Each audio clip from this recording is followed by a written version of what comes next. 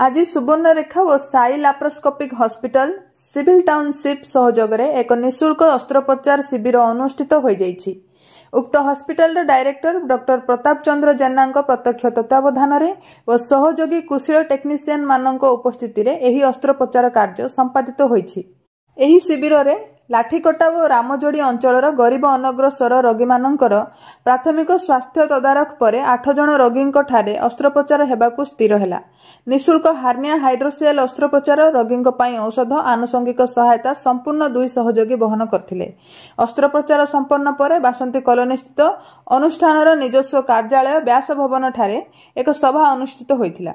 अनुष्ठान विगत 23 वर्ष धरी एही कार्यक्रम हाथकु नेउछि बोली सभापति मनोरंजन दास सूचना दैछन्ति। डॉक्टर प्रताप चंद्र जेना वरिष्ठ शल्य चिकित्सक तथा अनुष्ठानर उपदेष्टा और तांको सहधर्मिणी श्रीमती रेणुबाला जेनांक एतादृश्य महत् कार्य करि आसुछन्ति। तेणु अनुष्ठानर समस्त परिवार तरफरु तांकर उत्तरोत्तर उन्नति कामना करूछु।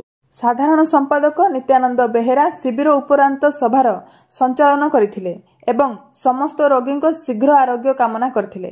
डाक्टर समीक्षा जेना दांत शल्य चिकित्सक उपस्थित थिबा सदस्य सदस्यांक निःशुल्क दांत चिकित्सा करथिले।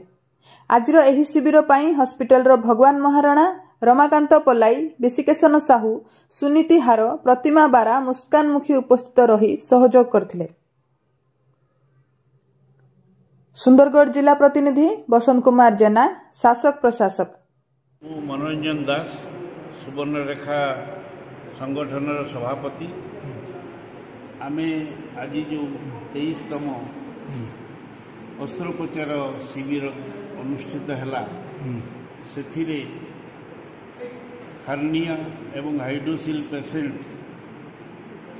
आसिकी ऑपरेशन होती एवं से माने भल अच्छी एवं ये जो रिमोट को जगार पेसेंट आमर आसी रामजोड़ी डलाकोदर एवं मुंडाझर एरिया 8 जन ऑपरेशन सार तो कहले सक्सेस पेसेंट भी सुस्थ अच्छा डाएट दिखाई फल दिखाई सब कथा दिखाई से माने आज डिस्चार्ज कर दिया जीवो। आगु किसी के हबार अछि कि आज्ञा एई टाइप आगु किछ हबार अछि कि आगु कहले प्रत्येक वर्ष थरे गोटे कैंप करथुन आउ ए जो हाइड्रोसिल हार्निया ऑपरेशन कैंपटा ए वर्ष पई हेई गला आज्ञा आउ सेकंड टाइम होबनी किंतु बाकी आपन डेंटल कैंप होबो डेंटल कैंप होबो आपनकर आखि परीक्षा शिविर जो हुए सेटा हम आपन को एक समय रे करबे से विषय देखा आमर जो अच्छी विभिन्न कार्यक्रम अच्छी ता भितरे आखि चक्षु परीक्षा शिविर एवं चश्मा प्रदान गोटे ऑलरेडी हो सारी आउ गोटे हम दुई रे जोटा